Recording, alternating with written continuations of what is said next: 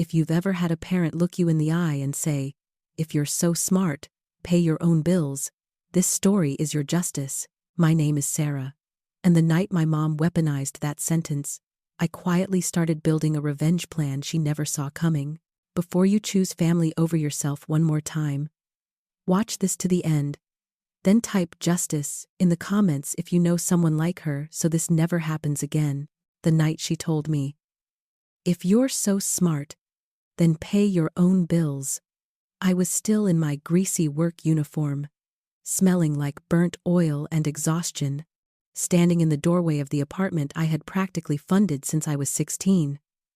My mom shoved a stack of overdue notices against my chest, as if the red ink was a personal failure tattooed on my forehead. She didn't ask if I'd eaten, didn't ask why my shift ended late, didn't even look at the blisters forming on my heels. She just glared at me like I was the reason her world kept collapsing. I had paid the last 2 bills, but she didn't care. She wanted someone to blame, someone to carry the weight she refused to acknowledge was hers. When she leaned in close, eyes sharp enough to cut skin, and hissed, "Prove it! Pay your own bills!" Something inside me that had been bending for years finally cracked. It wasn't loud. It wasn't dramatic. It was quiet. Final.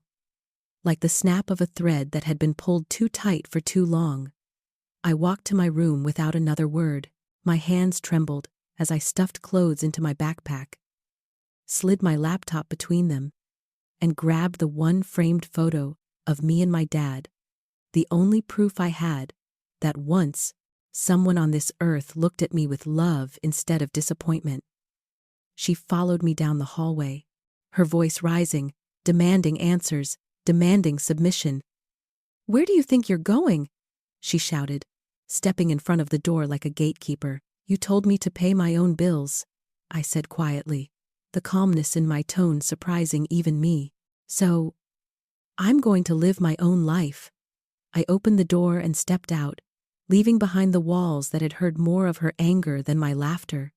I didn't look back. Not once. I walked into the cold night, unsure where I was going, but certain it had to be somewhere she couldn't follow.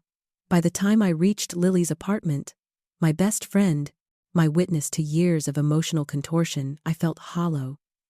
She didn't gasp or look shocked when she saw me with a backpack slung over one shoulder. She just opened the door wider and let me in like she'd been waiting for that moment for years.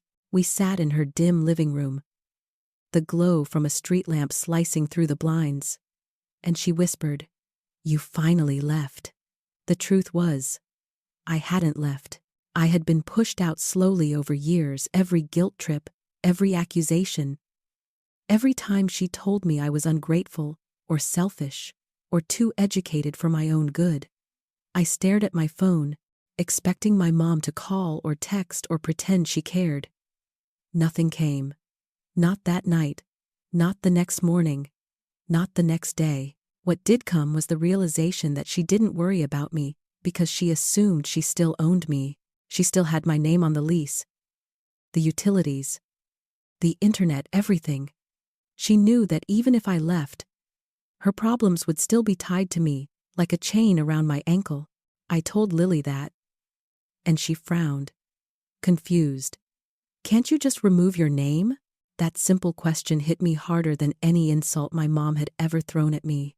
I had never considered that I could stop being responsible for her chaos. I had spent years cleaning up her messes, paying her debts, being the adult she refused to be. For the first time, I wondered what life would look like if I stopped. 3 days later, I went back to the apartment while she was out, ready to pack the rest of my things. That's when I saw it. A thick envelope on the table. My name printed on it. Not hers. Mine. Final notice. I opened it, expecting another electric bill. Instead, I found a credit card statement from a company I had never applied to, with charges I had never made. Hundreds. Thousands. My name. My social security number. My future. All maxed out. I froze. My first instinct wasn't anger. It was denial. No, she wouldn't. She couldn't. She must have made a mistake. She must have signed something wrong. But as I dug deeper, opening envelopes I'd never noticed before, my denial crumbled. There were more credit cards, a loan, utility accounts, all in my name. I backed away from the table like it might burst into flames, grabbed everything, and ran out the door before she came home. At Lily's apartment, we spread the documents across her coffee table, like evidence in a true crime documentary. My eyes skimmed line after line. Every one of them a betrayal. "Sarah," Lily whispered, her voice shaking. "This is identity theft. This is illegal." "She's my mom," I said weakly, even though the words felt paper thin. Lily didn't soften. "She used your name to pay for her life. That's not motherhood. That's exploitation." That night, while Lily slept, I pulled my credit report for the first time in my life. It felt like reading an autopsy of my future. Utility accounts I never opened, cards I never used, a loan I never touched, my credit score bleeding out in red numbers. As I wrote everything down, account numbers, dates, balances, my guilt started shrinking, replaced by a cold, steady anger. I remembered every time she'd told me, "Just sign it." Every time she'd told me it was routine. Every time she'd guilted me into giving her money. Every time I'd felt like the villain for wanting boundaries. Suddenly, it all made sense. I wasn't being dramatic. I wasn't ungrateful. I wasn't selfish. I was being drained. Quietly. Systematically. And the moment she told me to pay my own bills, she had no idea how literally I was about to take it. When I finally closed my notebook, one thought echoed in my head like a warning and a promise. She has been using my name to survive. And now I am taking it back. If you've ever carried someone else's life on your shoulders while they accused you of not doing enough, type justice in the comments. I want to know I'm not the only one who grew up paying debt that wasn't mine, all while being told I should be grateful for the privilege. The day after Lily helped me lay every stolen piece of my identity across her coffee table, she dragged me to a free legal aid clinic, even though part of me still clung to the idea that this wasn't real, that my mom couldn't have knowingly done this, that maybe there was some misunderstanding buried in the paperwork. But deep down, I knew better. I knew this wasn't an accident.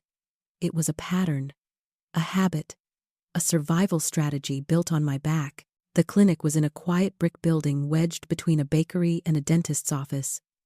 Nothing dramatic, nothing intimidating, but stepping through those doors made my stomach twist. A woman at the front desk took my folder, flipping through documents with the calm efficiency of someone who has seen far worse. When she looked up at me, her voice was gentle but unarguably firm. "Legally, this is serious," she said. "You're dealing with fraud, identity theft, and unauthorized credit use. You have the right to dispute these accounts, freeze your credit, and if necessary, press charges." The words "pressed charges" hit me like cold water down my spine. I shook my head before she even finished. "She's my mom, and she stole from you," the woman corrected, without blinking. "Family relationships don't erase financial crimes. They just make them more painful." Lily touched my arm, grounding me. "You don't have to decide anything today," the woman continued, "but you do need to protect yourself. Your mother has access to too much of your information. You're still vulnerable unless you take action." Vulnerable. I hated how true that sounded. I left the clinic with a thick packet of instructions, legal pamphlets, and a gnawing sensation in my chest. I had come expecting someone to tell me I was overreacting, that this was normal, that moms do things like this when they're stressed. Instead, I was told that what she did had a name in the legal system, and once something has a name, you can't pretend it didn't happen. That night, while Lily made dinner, I sat at the kitchen table with my phone pressed to my ear as I closed my bank account. The representative asked why I wanted it shut down, and without thinking, I said, Someone I trusted has access to it. Saying it out loud felt like stepping off a cliff. I opened a new account with a different bank and changed my direct deposit. Then, I called the utility companies one by one.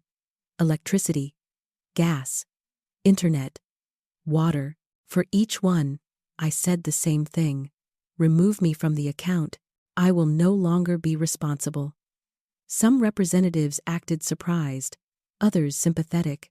One or two slightly judgmental, in that customer service way that tries not to sound like judgment. The electric company woman paused before speaking. If your name is removed, she said, the remaining account holder will be solely responsible for past due balances. If it remains unpaid, service will be disconnected. Please note that, I replied. I won't be covering it anymore. I hung up and sat there, staring at my phone. My heart was pounding, but my breathing was steady. For the first time in years, I felt something I'd forgotten I was capable of. Control. I wasn't the kid being guilt-tripped into paying bills. I wasn't the scapegoat. I wasn't the financial punching bag she kept near the door. I was someone making choices. When Lily walked in and saw my face, she asked quietly, "How do you feel?" "Scared," I admitted, "but I also feel like maybe for once I won't be the one left holding the fire." The thing about consequences is that they come slowly, until the moment they don't. And I knew hers were coming. She had built a tower of debt, using my name as the foundation. The moment I pulled out, the whole thing was going to wobble. And then, it would fall. A month passed, and I kept my head down. I worked extra shifts. I saved. I found a small rented room that cost less than anything at my mom's place. I disputed every fraudulent account and filed freezes on my credit. I gathered every text, voicemail, and document into a single folder that now felt more like armor. The only thing I hadn't done was respond to her. She called. She texted. She left messages ranging from guilt to anger to outright manipulation. "Where are you? You think you can ignore me? So now you're too good for your own mother?" Not once did she apologize. Not once did she ask if I was safe. Not once did she say she missed me. The night everything shifted again. I was sitting on my bed, folding uniforms when my phone buzzed. Her name flashed on the screen. Part of me wanted to hit ignore. Another part wanted to hear what she sounded like, now that the bills were finally hers. I answered. "Sarah," she screamed immediately. "What did you do? Why is the power off?" I didn't respond at first. I let her unravel. "Everything is dark," she yelled. "My food is spoiling. I can't charge my phone. They said you removed yourself from the account. Why would you do that to me?" The familiar guilt rose like a reflex, that old voice whispering, "Fix it. Apologize. Be the bigger person. Save her." But then I remembered the envelopes, the fake signatures, the bills in my name, the credit score she'd buried, the years of manipulation disguised as motherhood. So I inhaled slowly and said, "Did you pay the electric bill?" She choked on her own frustration. "Don't start with me," she snapped. "You always handled it." That sentence told me everything. I calmly explained. "I didn't do anything to you. I just stopped paying for you." Silence hit the line like a dropped plate. "What is that supposed to mean?" "It means the account is in your name," I said. "If you don't pay it, they turn it off. That's how bills work."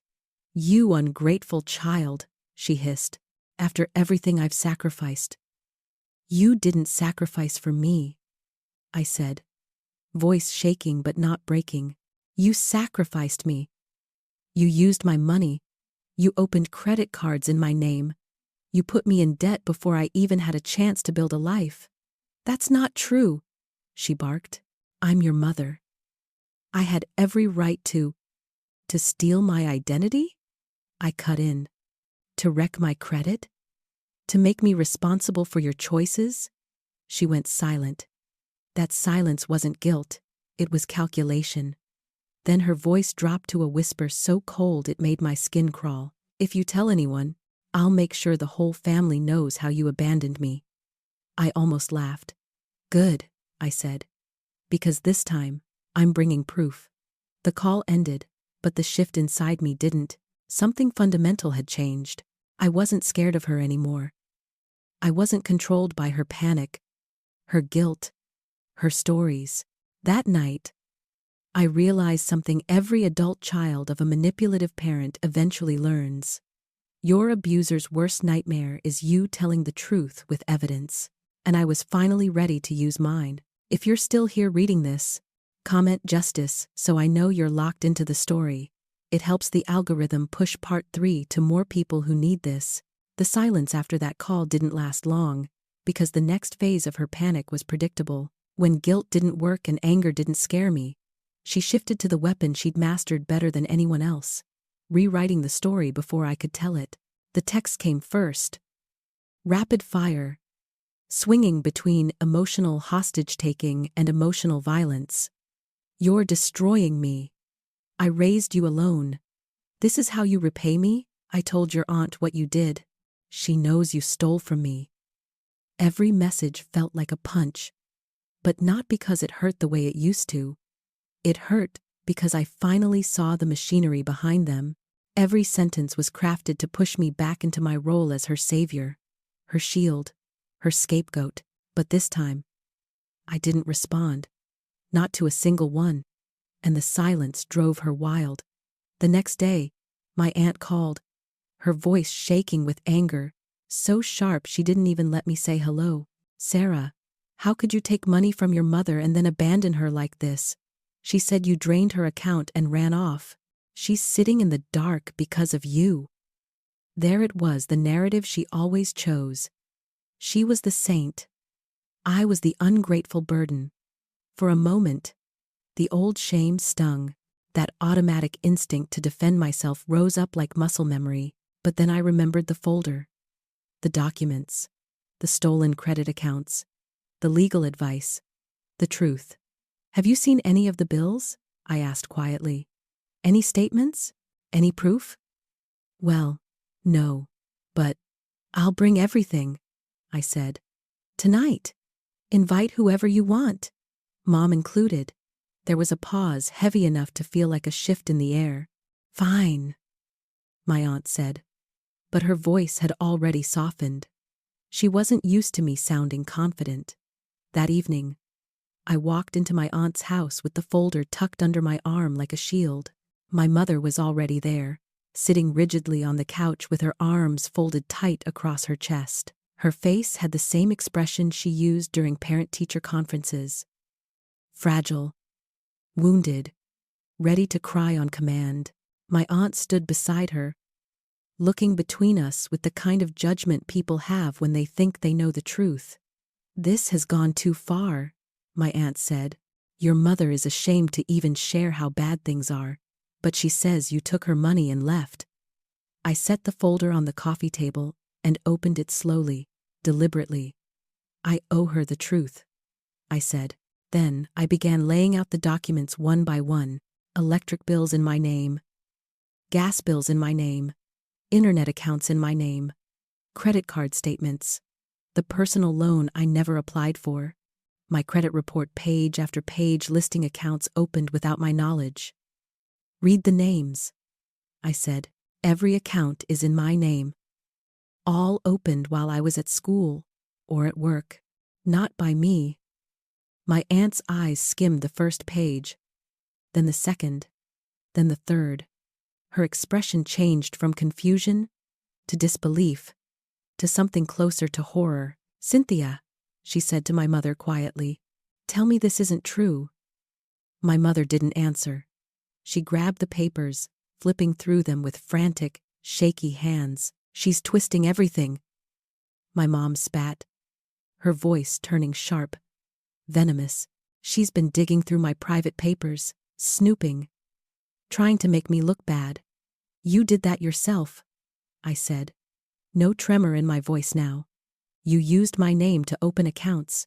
You put me in debt. You told me to pay bills that weren't mine. Kids help their parents, she snapped. You wouldn't understand. You grew up with stability, with a husband who stayed. She shot at my aunt. My aunt stiffened at that. But I kept going.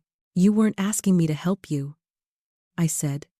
You were asking me to be responsible for your entire life. You took my future and used it as your safety net. That's not parenting. My aunt stared at my mother, betrayal tightening her jaw. You told me she stole from you. She did, my mom insisted. She stole my chance at a better life. She stole my support. She didn't steal anything, I cut in. You drained her before she even got the chance to build her life. And then, I reached into the folder for the last document. The printed fraud report. These are the disputes I filed, I said. And this is the person I listed as the one who opened the accounts. My aunt read the name. Her face drained of color. You named her, she whispered. I had to, I replied. If I didn't, I would be responsible for all of this debt. This isn't a family argument. This is financial fraud. My mother shot up from the couch so fast the papers fluttered to the floor. You ungrateful snake, she hissed. You went to strangers? Lawyers? You think they care about you? When they're done, they'll leave you just like your father did. That was the moment something inside me snapped into perfect clarity. I wasn't scared of her anymore. I wasn't trying to win her approval or avoid her anger. I wasn't trying to keep the peace. I was just done. Blood doesn't give you the right to bleed me dry, I said. The room went silent. My aunt watched us with wide eyes, seeing our real relationship for the first time. Then, the doorbell rang. My aunt frowned. Who else is coming? She asked. The landlord, I said, my pulse rising. He needed to confirm something. The landlord stepped inside, hat in hand, apologetic but firm. I won't stay long. I just came to confirm the paperwork.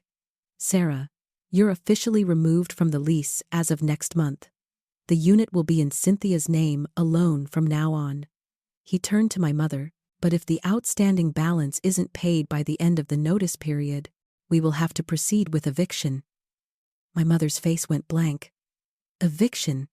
You've received multiple notices, he said gently. Your co-signer has withdrawn, so the responsibility falls on you alone. My mom turned to me, her voice cracking between rage and fear. You did this. You're throwing me out of my own home. No, I said softly. You did this the moment you put everything in my name and told me it was my job to fix your life. She stepped forward, shaking with fury. You're going to regret this. One day you'll need me, and I'll remember this moment. I thought of all the nights she slammed overdue bills onto the counter. All the times she called me ungrateful for not giving enough. All the times she took my paycheck, my time, my energy, my future. I already regret not doing it sooner, I said. And for the first time in my life, when she stormed out, I didn't follow her.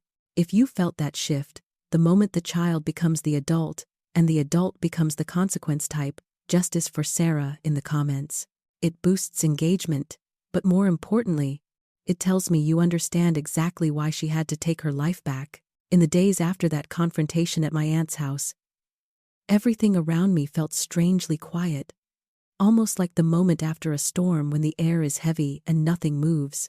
People imagine that cutting off a toxic parent is loud and explosive. But the truth is, it's mostly made of silence, withdrawal, blocked numbers, unanswered calls, and the echo of all the things you wish they had said but never did. For the first time in my life, I wasn't waking up to a dozen missed calls from my mother demanding something. I wasn't rushing to put out fires she started. I wasn't scrambling to send money I couldn't afford. I was just living. And she hated that. My aunt, once her loyal defender, had stopped calling to lecture me. Now she called to check on me, to ask if I needed groceries, to ask how school was going, to apologize for ever believing my mother's version of events. It was the first time an adult in my family had actually listened to me, instead of assuming my mother's suffering was always my responsibility. But the shift didn't make my mother slow down. If anything, it made her fight harder. While I tried to rebuild my credit, she tried to rebuild her narrative. She sent paragraphs of texts, each one crafted to twist the knife deeper. You humiliated me. Everyone is looking at me differently because of your lies. You turned your whole family against me. You ruined me. I hope you're happy. Then, when I didn't give her the emotional reaction she wanted, she pivoted to the next tactic: rage disguised as desperation. If you don't fix this, I swear I'm done with you. Don't come crawling back when you need something. You'll regret this. And finally, the message that made my stomach twist even though I knew exactly what she was doing. You were always a mistake anyway. I stared at that one for a long time, not because it hurt, it did, but not in the way she wanted. It hurt the way an old wound hurts when you accidentally bump it. Familiar. Expected. A reminder of why I'd left. I blocked her number after that. Not out of anger, but out of necessity. If I didn't, I knew she would keep pulling at the strings she had tied around me since childhood. At work, I picked up more shifts. My manager, who had watched me drag myself through years of emotional exhaustion, said quietly one night, "You look lighter." It surprised me how true that was. I wasn't free, not yet. My credit was still damaged. The investigations were still ongoing. The debt wasn't magically erased. But the weight of being responsible for a grown woman who refused to carry herself had finally lifted. At school, one of my professors noticed I was staying late to study and asked if everything was all right. When I told her a little of what had been happening, she nodded knowingly. "You'd be surprised how many students go through this," she said. "Parents who rely on their children financially, emotionally, psychologically. It's a quiet kind of abuse, but it leaves loud wounds." That sentence stayed with me. Quiet abuse leaves loud wounds. I had spent years thinking I was dramatic, oversensitive, ungrateful. Now I was learning the truth. I had been conditioned to believe survival was selfishness. The next turning point came unexpectedly. During a meeting with the school's financial counselor, I went in to ask about tuition options and ended up breaking down when she asked why my credit score had fallen so suddenly. She listened, patiently, and then said something that shifted the ground under me. "You keep saying, I should have noticed. I should have stopped it. I should have been smarter. But the truth is, a child should never have to be smarter than their parent." I wiped my face and laughed, a small, broken laugh. She always told me I thought I was better than her because I went to college. "And she punished you for it," the counselor said gently. "That's not parenting. That's resentment." I felt that truth settle deep in my chest, heavy and real. Meanwhile, the legal and financial wheels were turning slowly but steadily. Some accounts were frozen, some were under investigation. I received letters confirming my disputes had been received. My credit hadn't healed, but it had stopped bleeding. That small bit of progress gave me the courage to keep moving forward. But my mother? She was spiraling. My aunt told me she refused to take responsibility for anything. She cried to family members, painting herself as a victim. She claimed I had abandoned her in her greatest moment of need. But the difference now was simple. Nobody fully believed her anymore. They had seen the documents. They had heard the landlord. They had watched her lie effortlessly. While I sat there with proof in my hands, some relatives still pitied her. But pity is not the same as loyalty. They weren't volunteering to pay her bills or rescue her or let her take out loans in their names. They were simply nodding sympathetically while stepping back. The walls she hid behind were collapsing.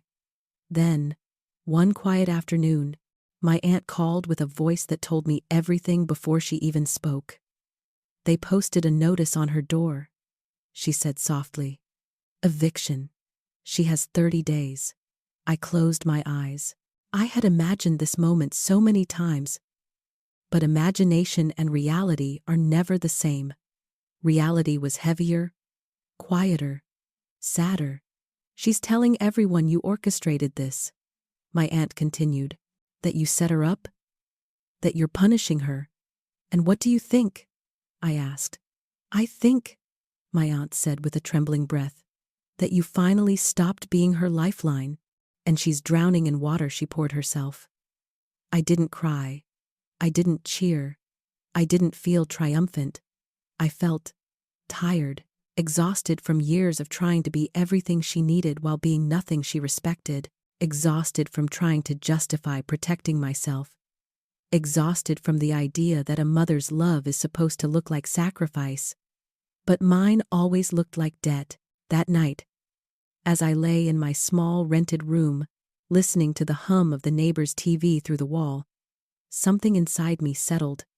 Not peace exactly, but something close, something that whispered, "This time, you're not the one paying the price. This time, the consequences are hers." And even though I knew things would get worse before they got better, I also knew this part wasn't my burden anymore. If you've ever reached that moment where grief and relief breathe the same air, type justice in the comments. So I know you're here with me for part 5, the week before her eviction notice expired. When the countdown on her door had hit single digits, I started sleeping lightly again, not because I was scared of her anymore, but because I knew she was going to show up. Manipulative people always return right before consequences become real. They come back when the smoke turns to flames. They come back when the clock finally runs out, and sure enough, 3 days before the deadline, someone knocked on my apartment door. I knew it was her before I even opened it. Nobody else knocks with that kind of urgency, that mix of entitlement and desperation. When I pulled the door open, she stood there in the hallway, smaller than I'd ever seen her, shoulders hunched, wrapped in a sweater she only wore when she wanted people to feel sorry for her. Her hair was messy, her eyes were red, maybe from crying, maybe from rage. She didn't step inside. I didn't invite her. That alone changed the entire dynamic. For the first time, the threshold between us meant something. "You blocked my number," she said, voice thin, "so I had to come in person." I leaned against the doorframe, steady, calm. "What do you want?" I asked. She laughed, but it came out hollow. "What do I want? I want my life back, Sarah. I want my daughter back. I want electricity, and a roof over my head, and some dignity." Then, her expression hardened. "But apparently, you decided to take all that with you." Her words were designed to make me flinch. "They didn't. You had all of that," I said, "before you decided to use me like a credit card." She inhaled sharply, the way someone does when the truth scrapes bone. "I made mistakes," she said quickly. "I panicked. I didn't know how to survive after your father left. Every month felt like another fire I had to put out. I grabbed whatever I could to keep us afloat." "You grabbed me," I said. "You grabbed my future." She snapped back instantly. "I did it for us." "No," I said gently but firmly. "You did it for you. You did it because it was easy. Because I didn't fight back. Because you assumed I'd always be the one to save you, even when you were the one setting everything on fire." She stared at me, jaw tight, eyes shining not with remorse, but with anger that I was refusing the script she expected me to follow. "Fine," she spat. "Hate me. Make me the villain. But when my things are on the curb and people whisper, 'Remember this,' they'll say, 'That's the daughter who let it happen.'" I took a slow breath. "I'm not letting anything happen," I said. "I just stopped letting you happen to me." She blinked, stunned by the shift in power she couldn't reverse. I didn't raise my voice. I didn't cry. I didn't apologize. I didn't run toward her to fix her pain. That was the difference between who I had been and who I was becoming. "I'm not coming to fix this," I continued. "I'm not paying your rent. I'm not putting the lights back on. I'm not saving you from problems you created."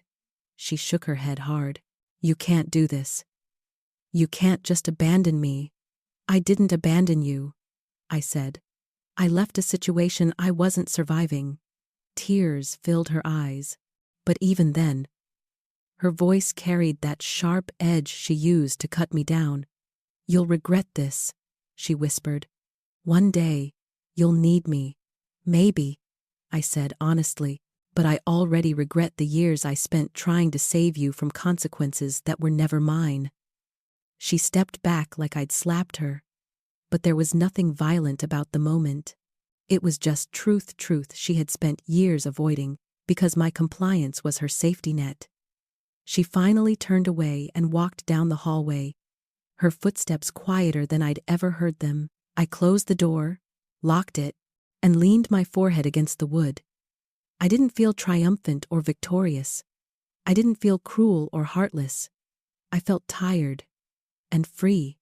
But the story wasn't finished, because my mother wasn't the kind of person who accepted consequences quietly, not even close.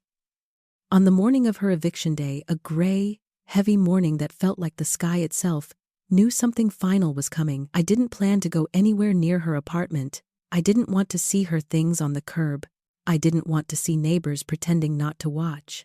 I didn't want to see the place where I'd grown up being emptied by strangers. But fate doesn't ask what you want. Instead, my phone rang. Unknown number. Normally, I would have ignored it, but something in my gut said answer. When I picked up, her voice drifted through the receiver, weak, brittle, hollowed out. Sarah, it's me. I'm using the neighbor's phone. She exhaled shakily. They're here. I closed my eyes. I didn't need to be there to see it. Movers carrying boxes. A sheriff hovering nearby. The landlord overseeing. People passing by and whispering. They're putting my things on the curb. She continued. The couch. Your old dresser. The kitchen table. She paused. Everything. There was a part of me, a tiny, small piece deep in my chest that felt the loss. Not for her, but for the version of life I used to hope we could have had, I thought. She said, bitterness creeping back into her tone. You might want to see the result of your big smart girl decisions. I swallowed. You mean the result of your own decisions? Silence stretched tight between us. Are you happy now? She finally asked. You got your revenge. I stared at the wall, choosing my words carefully. This was never about revenge, I said. It was about surviving. I didn't burn your life down. I just stopped holding it up. Her breath hitched. You could have helped, she whispered. You could have fixed this. I did help, I replied. For years, I helped with money, with bills, with everything, and you never called it help. You called it what I owed you. You liked hearing me panic when the power went out, she said suddenly, accusingly. Just admit it. I paused. Part of me did, I said honestly, because for once, you felt even a fraction of the fear I carried every day for years. She inhaled sharply, wounded. So that's it? You're just done with me? I'm done being your scapegoat, I said. Your lifeline, your wallet, your safety net. If you ever choose to get help, real help, not another excuse, I'll listen. But until then, the only thing I'm giving you is space. There was noise in the background, footsteps, voices, the rustle of boxes, the sheriff calling her name. Why are you really calling me? I asked quietly. The line shook with silence. Then she said something so soft, I almost didn't hear it, because I needed to know if any part of you still loves me. The question punched through every shield I had. I leaned against the counter, eyes stinging. I do love you, I said. That's what makes all of this hurt. But loving you doesn't mean letting you destroy me, she sobbed once, sharply. Then why did you let it get this far? Because every time I tried to set a boundary, you punished me for it, I said. Every time I said no, you made me pay. This is the first time you're paying for something that was yours. I heard the landlord's voice again, firm and final. Ma'am, we need to finish up. I have to go, she whispered. Goodbye, Mom, I said softly. She didn't respond. The call ended. I stood there, phone still in my hand, feeling hollow and strangely free. Somewhere across town, the apartment that carried all my childhood memories was being emptied. Not because I left her, but because she refused to stop using me as a shield against consequences. If you've ever had to choose your own future over someone else's dysfunction, type justice. So I know this hit home, and you're ready for part 6. In the days after the eviction, a strange quiet settled over everything, like the moment when the world stops spinning after an earthquake. When you're still waiting for the next aftershock, even though the ground has already given way. I kept expecting another phone call, another accusation, another emotional ambush from a blocked number I didn't recognize. But nothing came. Not for a week. Not for 2. My mother had gone silent.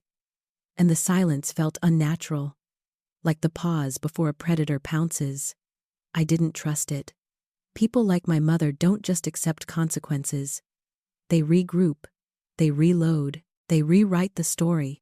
And sure enough, it didn't take long for the new version of events to hit the family group chats, the cousins' messages, the distant relatives who barely knew me but suddenly felt entitled to an opinion. Sarah kicked her own mother out. Sarah abandoned her after everything she did for her. Can you believe a child would treat a parent like that? She hadn't just rewritten the story, she'd turned herself into the tragic heroine and painted me as the villain who shoved her into the cold. But here's the twist she didn't see coming. The family wasn't buying it this time. Not completely. Not like before. Not after the landlord. Not after the documents. Not after seeing her unravel in real time. Instead of the unconditional sympathy she expected, she got cautious replies, hesitant responses, polite distance, because once people see the truth, even a glimpse, they don't forget it. My aunt called me one night, her voice tired in a way that felt years overdue. She's staying with me for now, she said, but it's difficult. I know. She's angry, my aunt continued. Not just at you, at everyone. At me for not taking her side. At the landlord. At the world. She keeps saying it's unfair. I rubbed my forehead. She thinks consequences are punishment. My aunt paused. Can I ask you something? And tell me the truth. Sure. Do you feel guilty? The question hit me like a sudden drop on a roller coaster, unexpected but inevitable. I took a long breath. I feel sad, I said finally. I feel tired. I feel relieved. But guilty? I shook my head even though she couldn't see me. No. Not anymore. Good, my aunt said. Because guilt is what she's hoping for. It's how she pulls people back in. She exhaled sharply. She's already tried to put the bills in my name.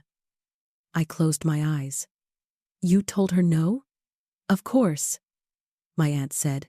And I told her the reason she's in this mess is because she did that to you. That phrase stung more than anything else. My mother's chaos wasn't just my normal, it had become my aunt's too. I don't know how you lived with it, my aunt said quietly. For so long. I didn't answer right away, because how do you explain that survival becomes routine when you're born into the fire? That you stop noticing the smoke because it's all you've ever breathed? That you excuse harm from someone you love because the alternative, admitting the truth, is too painful to say out loud? Instead, I said, I lived with it because she told me it was my job. My aunt didn't argue. She understood now. That understanding was something I'd wanted my whole life. Meanwhile, I was slowly piecing myself back together. I checked my credit weekly, watching the disputes move through the system. Some accounts were already marked as fraudulent. Others were still under review. I got letters in the mail thanking me for reporting identity theft. I learned how to speak the language of financial institutions. Learned how to advocate for myself. Learned that adulthood is sometimes just cleaning up other people's disasters.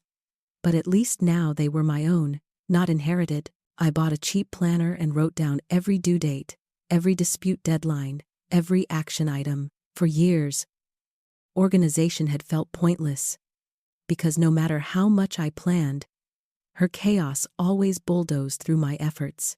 Now, planning felt like reclaiming space in my own life. I even started sleeping better.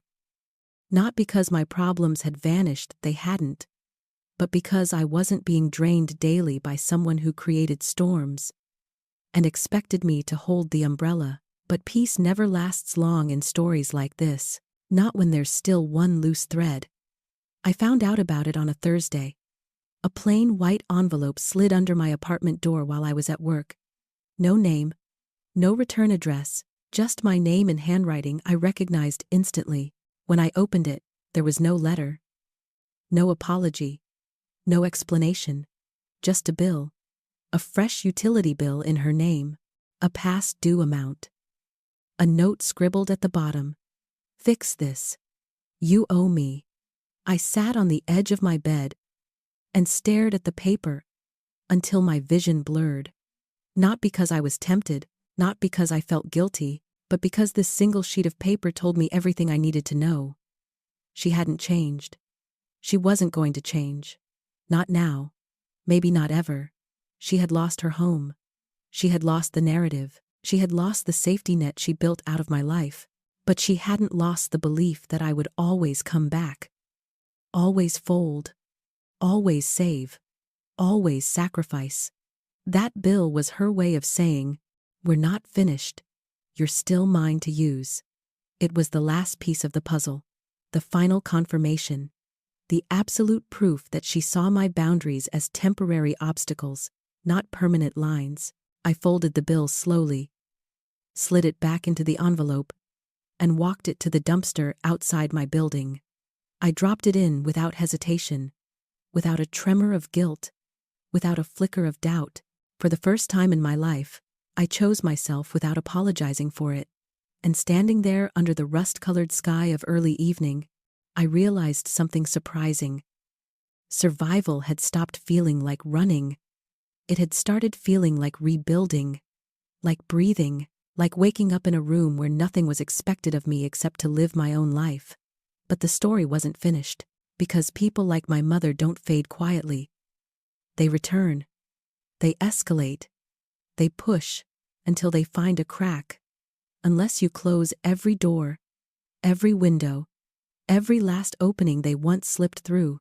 And soon, she was going to try one more time. The last attempt. The most dramatic one yet. And the moment she did, everything changed. If you're still here, still locked in, type justice so I know you're with me for what comes next, because part 7 is where everything turns again. The envelope in the dumpster should have been the end of it. A symbolic moment. A full stop. But with my mother, nothing ever ended quietly. She didn't know how to release control without creating another disaster to tether someone to her. And I knew deep in my bones that ignoring that bill wasn't the finish line. It was the spark, the warning, the quiet inhale before the next blow. I just didn't expect the next blow to arrive through someone else. It was a Sunday morning, the kind where most people sleep in or savor a slow breakfast. I had just finished my shift at the cafe and was walking home when my phone started vibrating with back-to-back calls from numbers I didn't recognize. At first, I assumed it was spam. Then, one of the numbers left a voicemail. The voice belonged to my cousin, someone who rarely spoke to me unless it was a family gathering or obligatory holiday greeting. Her tone was tense. "Hey Sarah, call me back when you get this. It's about your mom." My stomach dropped. I called her back immediately.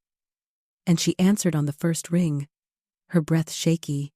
"Your mom showed up at Grandma's house this morning," she blurted out, crying, screaming, saying you ruined her life. Of course she did. My grandmother's house was the family's emotional courtroom. People didn't go there for solutions, they went there to be heard, validated, pitied. My mother had chosen her audience carefully. "What did she tell Grandma?" I asked, even though I already knew the script she used. "That you threw her out on the street." my cousin said. That she begged you for help, and you refused. That she's homeless because you don't care whether she lives or dies. I pressed my fingers into my forehead, feeling the familiar pressure of trying to stay calm under someone else's chaos. Did she mention the credit cards? I asked. Or the accounts in my name? My cousin hesitated. No. The loan? No. The utilities? The identity theft? The fact that she lied to all of you for years? Silence. That silence was everything. She hadn't told them the real story. She never did. She told the version where she was the victim and I was the villain. The version that kept her blameless and me indebted. The version she needed people to believe so she wouldn't have to face herself. Grandma wants to talk to you, my cousin finally said. Of course she did. Grandma had always been the mediator, the one who believed family problems could be fixed with enough patience, prayer, and casseroles. The idea that a mother could be manipulative on purpose? Unthinkable to her. I braced myself and called. Grandma answered with a voice so heavy it felt like a weight on my chest. Sarah, she said, your mother is in pain. She's crying. She's devastated. She says she has nowhere to go. I swallowed. Did she tell you why she was evicted? She said you took your name off the lease. Yes, I said. Because she put everything in my name. Bills, credit accounts, debt. I paused. She stole my identity, Grandma. A long, fragile silence followed. Your mother says that isn't true. I laughed softly, tired more than amused. I have documents. My voice didn't shake now. I showed them to Aunt Marie. I showed them to the landlord. I even filed fraud reports. This isn't a misunderstanding. It's fact. Grandma exhaled shakily. She told us you were overreacting. Would you like to see the paperwork yourself? I asked gently. Silence again. Then, your mother won't stop crying, she whispered, as if that somehow changed the truth. She cries when she's caught, I said quietly. She always has. That sentence broke something in the conversation, a truth too sharp to ignore.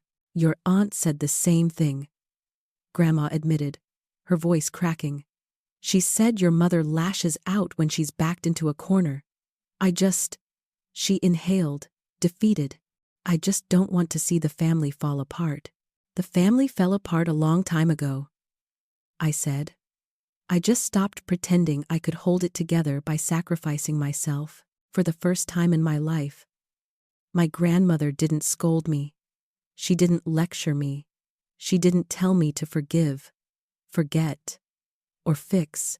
Instead, she said, I want you to come over. Both of you.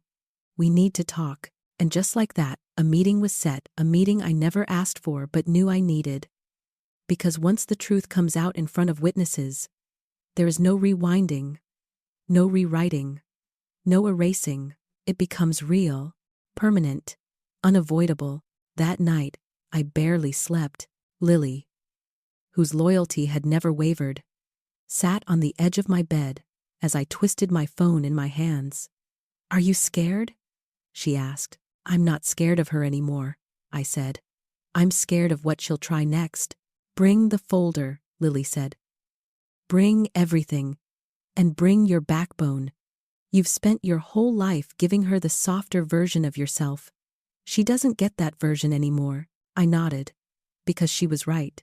The next morning, I walked into my grandmother's house carrying the folder that had become my armor. The living room smelled like old furniture and peppermint oil, comforting, familiar, suffocating. My mother was already there. She sat on the couch, wrapped in a blanket she didn't need, acting fragile and broken. Her eyes darted toward me, red and angry, as if her tears were proof that I had wronged her. Grandma sat in her rocking chair, hands folded tightly in her lap. My aunt stood by the window, arms crossed, expression unreadable but tense. Sit, Sarah, Grandma said softly. I sat. My mother didn't wait a second. I hope you're happy, she snapped. You embarrassed me in front of everyone. You sabotaged me. You're trying to destroy me. I didn't raise my voice. didn't match her tone. I simply opened the folder. Did you tell them about the credit cards? I asked. Her face froze. Did you tell them about the loan? I continued. The accounts? The overdue utilities in my name? She blanched. That's not. Did you tell them you put me thousands of dollars in debt? I said, louder now. Did you tell them I had to file identity theft claims against my own mother? My mother's jaw tightened.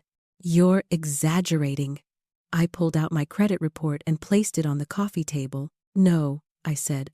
I'm documenting. Grandma leaned forward, her eyes scanning the pages. My aunt moved closer, reading over her shoulder. Their faces shifted slowly, painfully, from doubt to confusion to disbelief, to anger that wasn't directed at me anymore. My mother's face crumpled into something between panic and rage. You don't understand, she said quickly. I did what I had to do. We were struggling. You didn't ask, I said. You took. You're my daughter, she hissed. I had a right. Being my mother gave you responsibilities, I said, voice shaking but steady. Not rights to my entire life. The room went still. My grandmother looked up at her daughter, my mother, with tears forming in her eyes. Not pity this time. Something closer to heartbreak. Something closer to realization. Cynthia, she whispered. My mother stood abruptly. I'm the victim here, she shouted. She abandoned me. She left me in the dark, literally. She had the power turned off. I exhaled, slow, steady. No, I stopped letting you use my name to avoid paying your own bills. There's a difference. My aunt sat down heavily onto the armchair. This is too much, she said, her voice trembling. You hurt her. You hurt all of us. My mother looked between us. Realization creeping across her face that for the first time, her performance wasn't working. For the first time, the truth was louder than her tears. For the first time, she was the one losing control. And for the first time, I knew she wasn't the only one who would have to face the consequences. Because this meeting wasn't the end. It was the beginning of the final unraveling. If you're still with me, type justice in the comments so I know you're ready for part 8. The moment everything breaks wide open. My mother had always relied on one advantage. She told her story first. For years, she shaped every narrative, painted herself as the martyr, and used her pain as a weapon. But that day, in my grandmother's living room, surrounded by people who had finally seen enough, none of her usual tactics worked. Her tears didn't soften anyone. Her trembling voice didn't win sympathy. Her anger didn't intimidate. For the first time, she was standing in front of people who knew the truth, and she could see it in their faces. You're all turning against me, she said, her voice warbling, eyes darting from my grandmother to my aunt to me, my own family, my own mother, my own sister. And for what? She pointed at me with a shaking hand. Because she twisted everything? Because she's ungrateful? Nobody spoke. The silence wasn't supportive. It wasn't neutral. It was condemning. My grandmother's rocking chair creaked softly as she stood up, something she rarely did during tense conversations. Step by step, she walked toward the coffee table where the documents lay. Credit reports, loan agreements, fraudulent applications, past due notices. She placed a trembling hand on the stack of papers. I didn't want to believe it, she whispered. My mother crossed her arms tightly, jaw clenched, eyes shimmering with rage. She's exaggerating, she insisted. Young people don't understand how hard it is. They don't understand sacrifice. I don't understand sacrifice? I repeated slowly. I sacrificed my entire future. My credit, my sanity, my time, my money. I sacrificed everything except myself. And when I finally walked away to save that last piece, you acted like I was killing you. She flinched, but only for a moment. You're being dramatic, she spat. You always were. Sensitive, weak, overreacting. I let out a breath, not shaky, not angry, just finally done. I pulled out my phone and pressed play on a voicemail. One I had saved intentionally. Her voice filled the room, venomous and unmistakable. "You're dead to me. If you think you can walk out and leave me to deal with this mess, watch what happens. I'll make sure the family knows how selfish you really are." The room froze. My aunt's face dropped. My grandmother covered her mouth. Even my mother seemed stunned for a fraction of a second, hearing her own voice played back at her like evidence in a courtroom. "I was angry," she said quickly, waving the moment away. "Parents get angry. It's normal." "Angry is one thing," I said. "Weaponizing me is another." Her eyes narrowed. "So you recorded me? You planned this? You wanted to humiliate me?" "I recorded you because you never tell the truth," I said. "And you never remember what you say when you're hurting someone. Now you don't get to rewrite it." My aunt stepped forward then, her voice trembling with something far heavier than anger, disappointment. "Cynthia," she said, "you lied to all of us.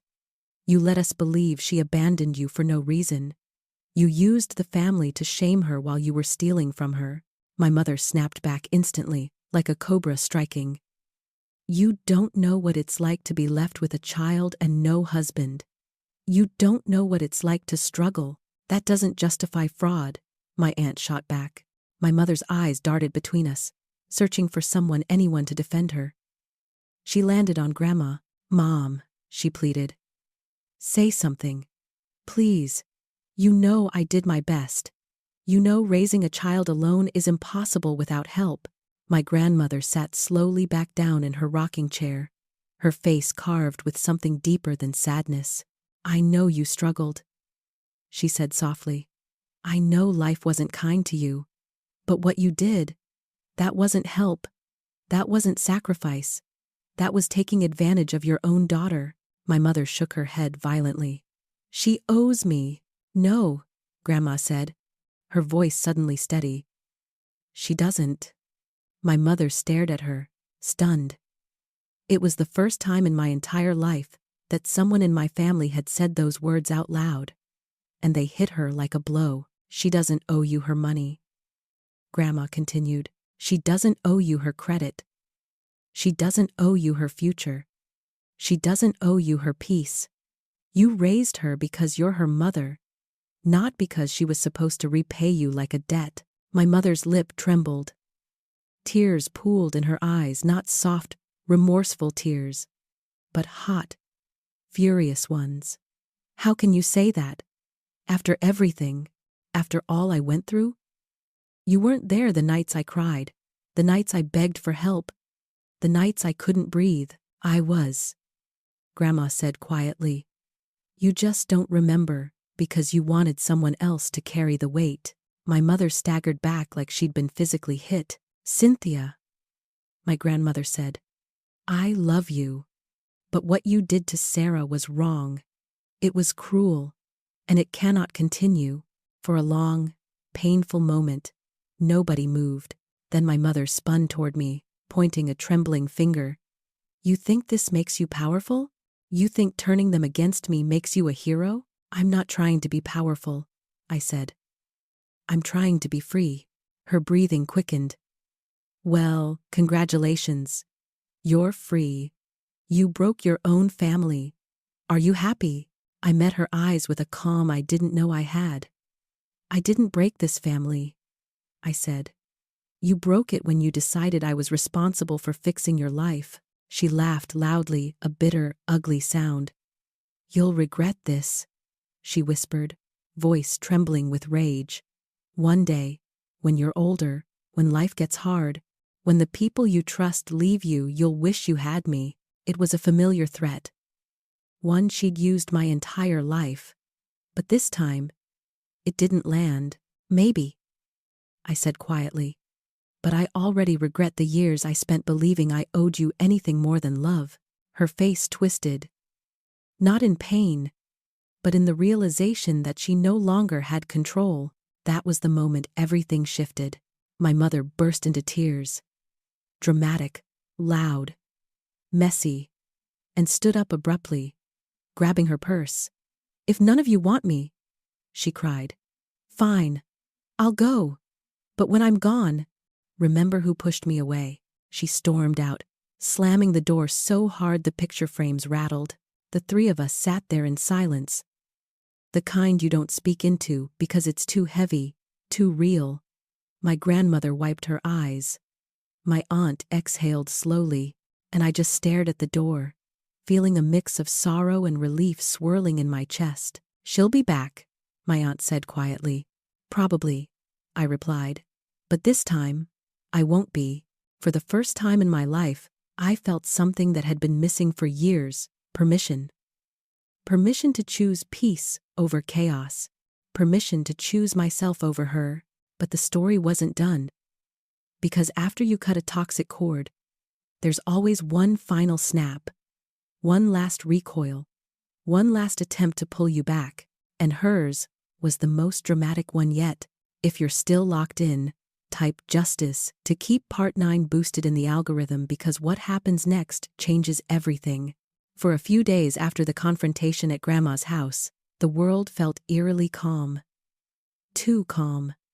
The kind of calm that doesn't soothe but warns. The kind that whispers, something is coming. I went to work. I went to class. I organized my disputes. I learned how to cook cheap meals in my tiny room. Life felt almost normal except for the constant hum of anticipation under my skin, like waiting for a storm to break.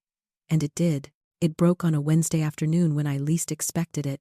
I was walking home from work, earbuds in, replaying lecture notes in my head, when a car pulled up beside me.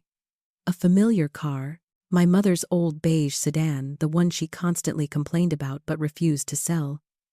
The one I had paid for repairs on at least a dozen times. The window rolled down slowly. She was behind the wheel, her hair messy, eyes wild, face tight with something between panic and fury. Before I could react, she shoved the door open and stepped onto the sidewalk. Get in the car, she demanded. No, I said, already bracing myself. Get in the car. Her voice cracked in the middle, desperation spilling through the cracks she couldn't hide anymore. I stayed where I was. Traffic flowed behind her. People walked past us.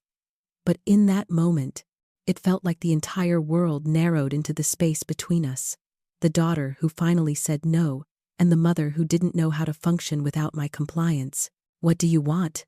I asked. She pointed at the passenger seat. Just get in. I'm not going anywhere with you. She threw her hands up. Fine, she snapped. Then we'll do it here. She looked around, exasperated, like the universe was inconveniencing her. Do you know what I found out today? Do you know what your fraud report has done? I stayed silent.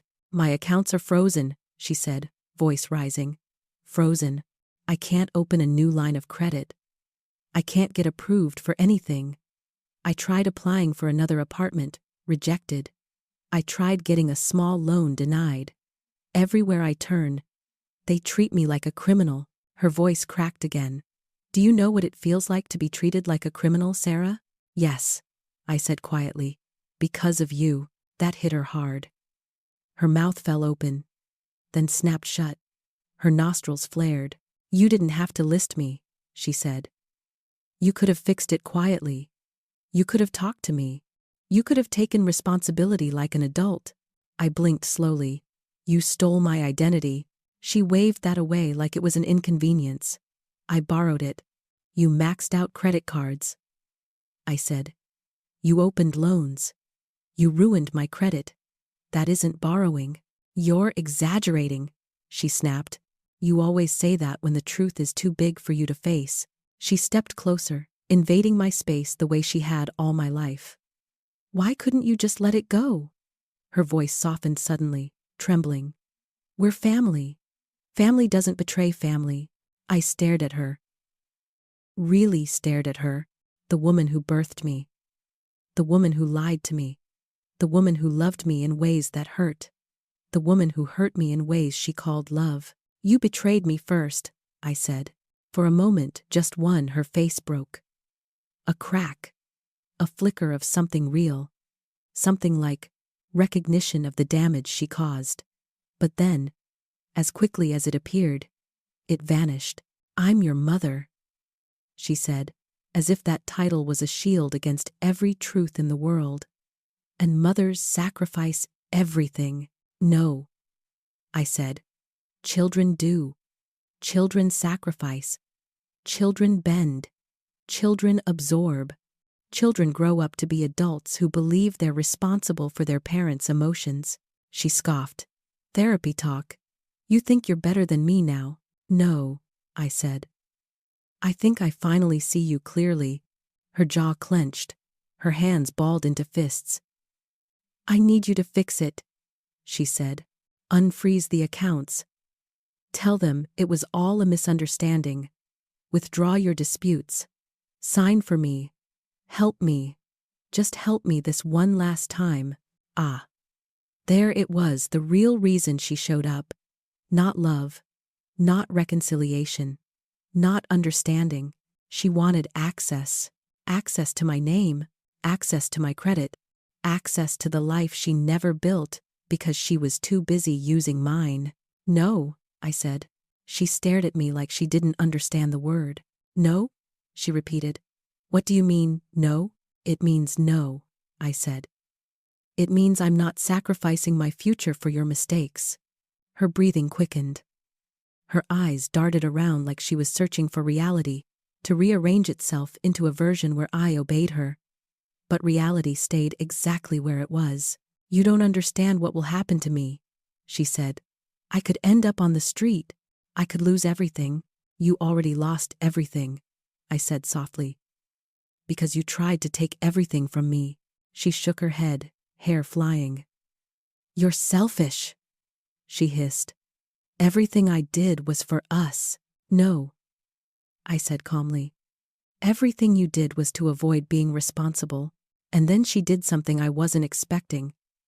Something that hit me harder than any insult or manipulation ever had. She started crying. Not the dramatic performance tears she used at holidays. Not the sharp, angry tears she used when guilt-tripping people. Real tears. Heavy ones. Ones that made her shoulders shake and her face crumple. "Why don't you love me?" she sobbed. That sentence sliced through me, not because it was true, but because I knew exactly why she said it. It was the nuclear option. The emotional grenade. The sentence meant to shatter me. To guilt me into folding. To make me drop every boundary. I swallowed hard. "I do love you," I said. "I always have. Always." She looked up, hopeful but only for a second. "But love," I continued, "does not erase consequences." Her face twisted again. This time with betrayal. "You sound just like your father," she spat. I didn't flinch. Maybe he left because he refused to be your lifeline too. That was the breaking point. She stared at me like I had slapped her. "You're disgusting," she said. "Ungrateful. Heartless. Selfish." She stepped back. "You'll see. One day, you'll come crawling back. And when you do, I won't help you. I won't even look at you." I nodded. "That's fine. Because I'm not coming back." Her eyes widened in a mix of shock and rage. Nobody had ever denied her access to them. Nobody had ever been a closed door to her. Nobody had ever said, "I don't need you," and meant it. So she did the only thing she had left. She attacked me with her last weapon, words meant to pierce. "You're nothing without me," she whispered. But she was wrong. I had become more without her than I ever was with her. She climbed back into her car, slammed the door, and sped off. Tires screeching around the corner like a final scream. I stood there on the sidewalk, heart pounding, breathing steady, realizing something monumental. That was the last time she would ever hold power over me. The cord had snapped, completely. And what came next was the beginning of my life without chains. If you're still here, type justice in the comments. Part 10 is the final reckoning and the beginning of the ending she never expected. After that confrontation on the sidewalk, Everything in my life shifted, but not in the explosive, dramatic way people expect when they think of cutting off a parent. It shifted quietly, gradually, like a heavy weight being lifted piece by piece. The next morning, I woke up earlier than usual, not because of fear or tension or a missed call from her demanding something. I woke up because my body no longer needed to brace itself before I opened my eyes. That alone felt like a luxury I'd never known. My mother didn't call again. No late-night threats. No guilt-laced messages.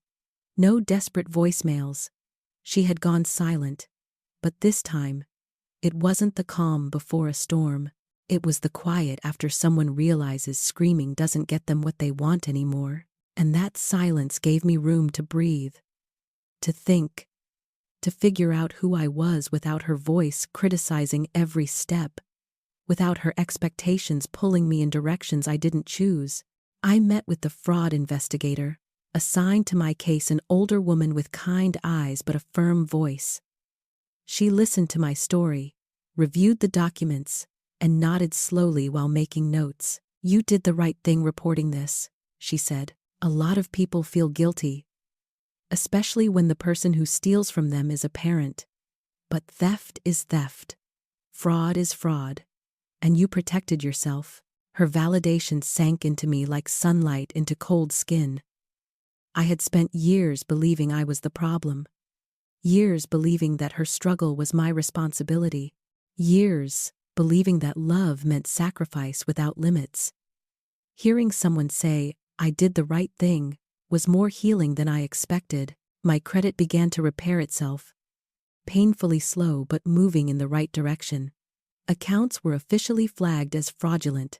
My disputes were accepted. The burden she placed on me, inch by inch, began lifting. I felt lighter every time I checked the updates. Lighter every time I didn't receive a new bill in my name. Lighter every time I chose to keep moving forward.